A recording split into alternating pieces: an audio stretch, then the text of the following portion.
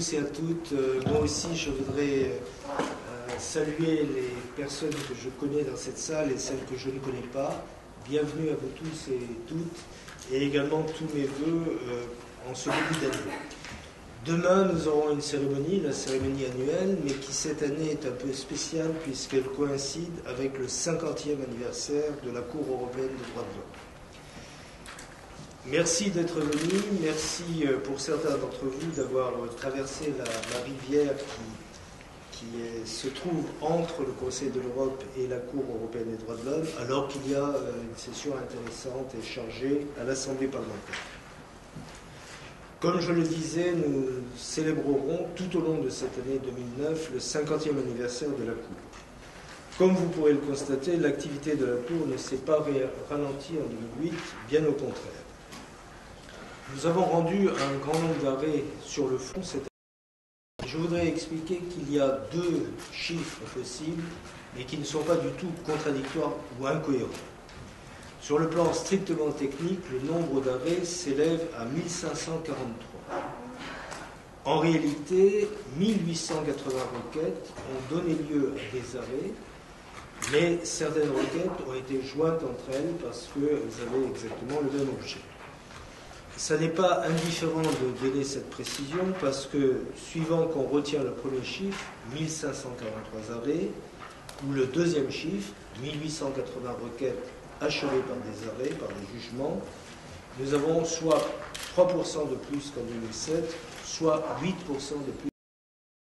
Et comme vous savez, c'est un problème statistique qui se pose devant toutes les juridictions et qui n'est pas facilement soumis. En ce qui concerne les décisions d'irrecevabilité ou de radiation du rôle, la Cour en a rendu plus de 30 163 en 2008, c'est-à-dire 11% de plus qu'en 2007. Vous voyez que l'activité a été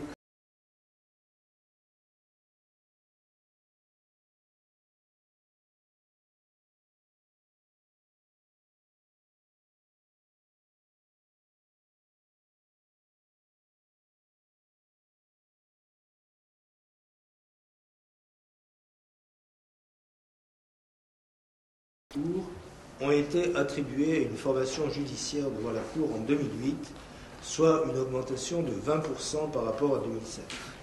Bien entendu, pour l'essentiel, pour l'immense majorité, il s'agit de requêtes individuelles. Mais nous avons, à l'heure actuelle aussi, 2 requêtes interétatiques pendantes devant la Cour, 2 requêtes Géorgie contre Russie, l'une qui date de presque 2 ans et l'autre qui a été introduite cet été après les événements du Caucase au mois d'août. Le nombre total de recours pendants, plus de 97 000 à la fin de l'année dernière, ne cesse donc d'augmenter avec tous les effets que cela entraîne sur notre capacité à juger dans un délai raisonnable au sens de l'article 6 de la Convention. Cet afflux, malgré ses proportions inquiétantes, démontre aussi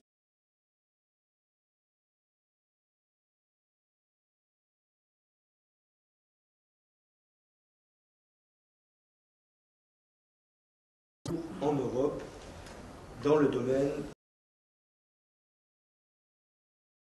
Mais est-ce que les juges européens, plus de 800 millions, n'attendent pas trop de la Convention et de la Cour?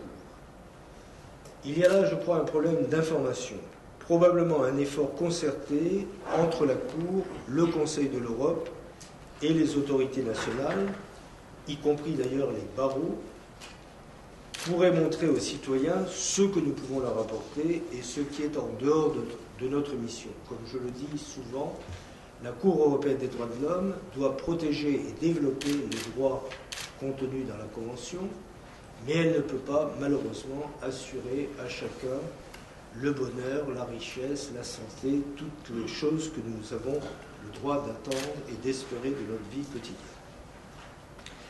Les requêtes sont actuellement dirigées à concurrence de 57% contre seulement 4 États, certes peuplés, la Fédération de Russie, la Turquie, la Roumanie et l'Ukraine, alors que les 43% restants se répartissent entre tous les autres États membres, soit 43.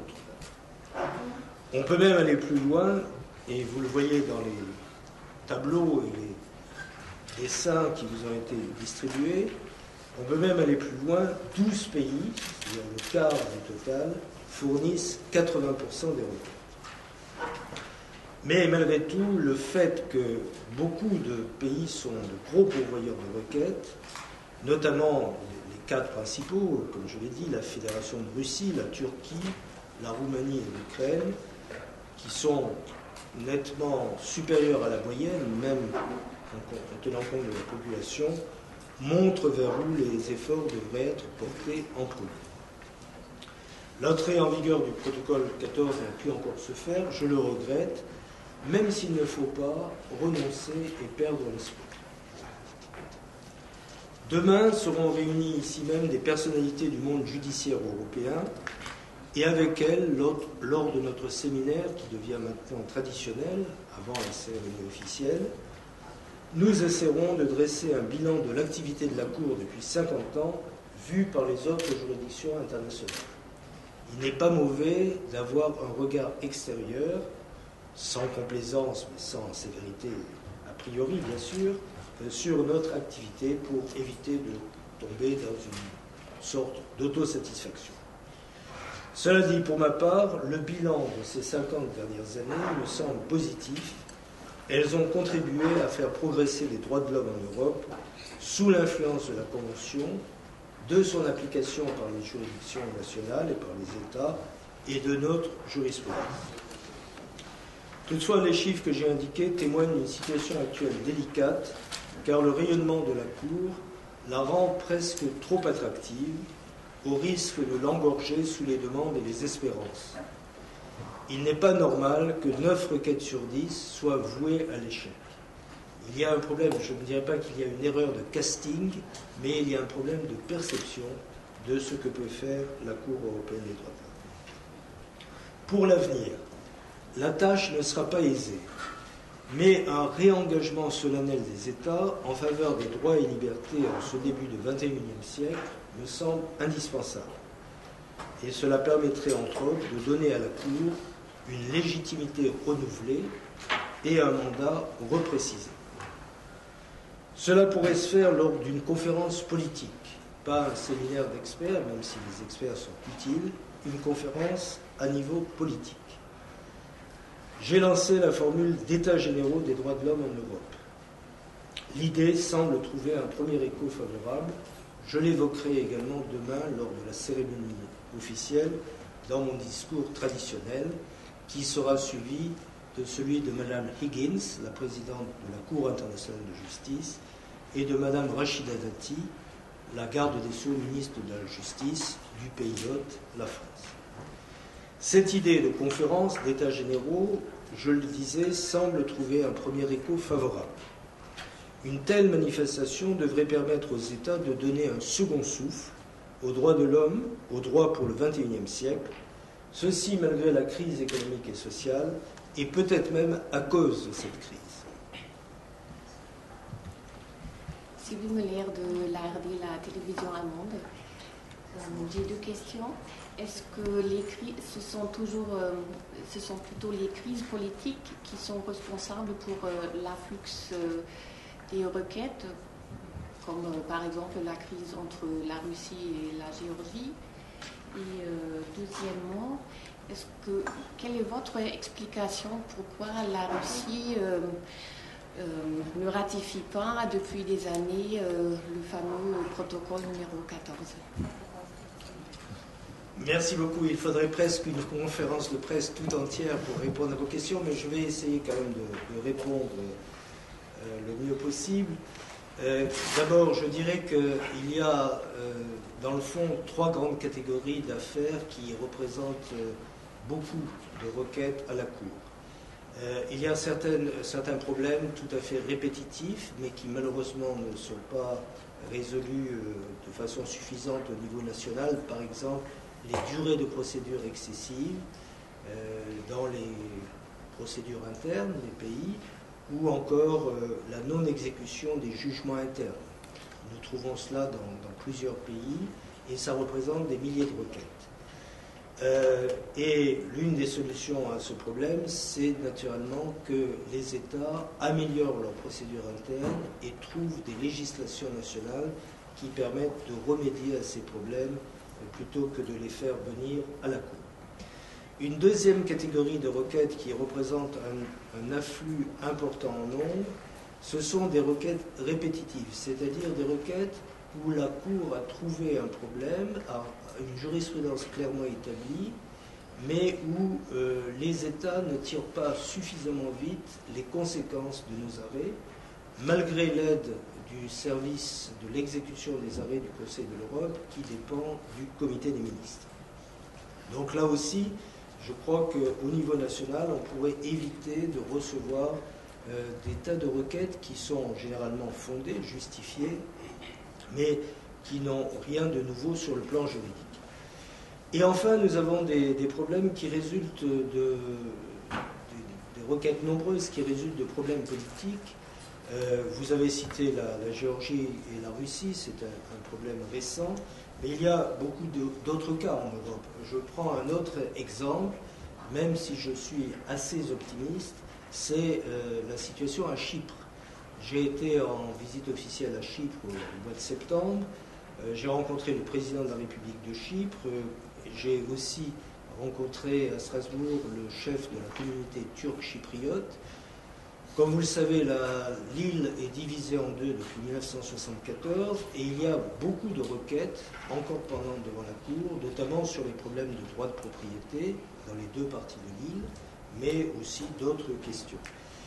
Alors, j'en profite pour dire que la Cour européenne des droits de l'homme est mal placée pour résoudre les problèmes de la guerre et de la paix.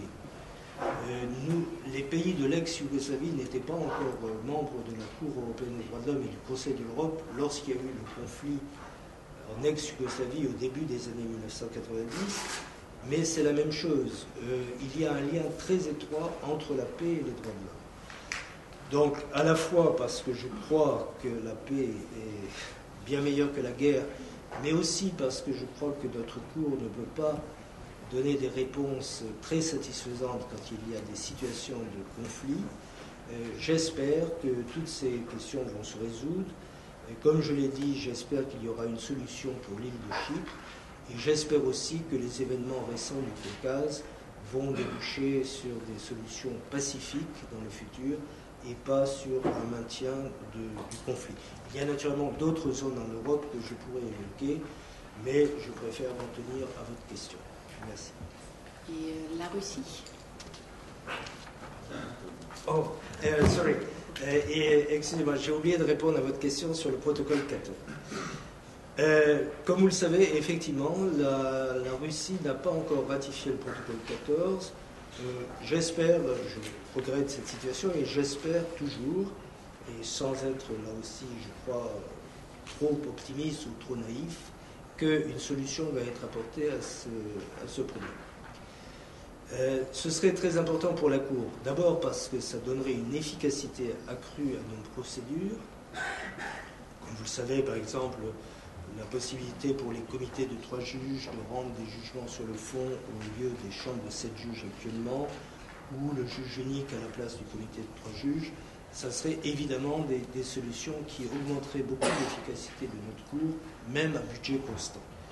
Mais je crois qu'il y a une raison plus importante pour laquelle il faut que ce problème du protocole 14 soit surmonté, c'est qu'il ne me paraît pas sain que dans un ensemble de 47 pays, il y en ait un qui, pour des raisons qui ne sont pas toujours tout à fait compréhensibles, s'isole par rapport aux 46 autres.